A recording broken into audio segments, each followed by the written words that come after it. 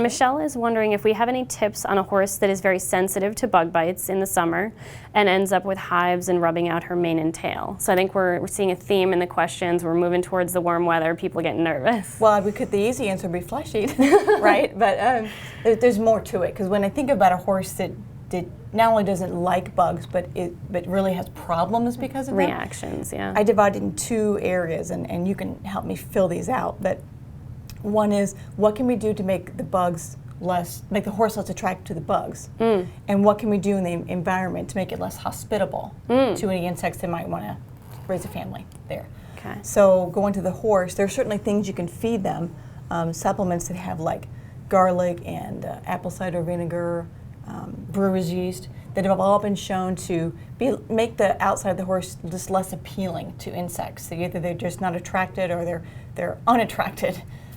So here's a question I used to get when folks would call into our customer care team. If I feed my horse garlic and apple cider vinegar, is he going to smell like an Italian restaurant?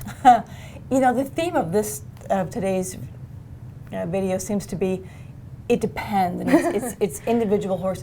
Honestly, I feel like I can some horses, but others I can't. So, and similar, there are some horses who like garlic and vinegar and these things, and some that don't.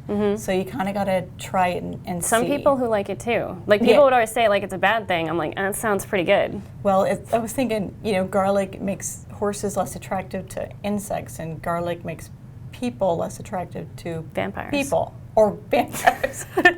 That's where I assumed you were going. No, it's people. Okay. Yeah, vampires is good. All right, so we have kind of the supplements you can feed to make your horse less attractive. What about the environment situation you were talking about? Well, certainly manure removal is huge, and then making sure that there's not standing water where mosquitoes and things like to breathe. There's mosquito dunks you could put in water tanks and sort of keep the ability for their larvae to be in there. Even if the horse is drinking out of it? Yeah. Okay. Yeah. So.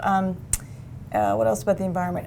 So in our barn, we use these things called cool curtains. They hang, they're mesh, and the bugs can't get in. So when you're in the aisle grooming, it's really nice because the sun doesn't get in, the bugs don't get in. It's sort of a nice environment, and then you go outside and fly sheets. We've already mentioned fly masks.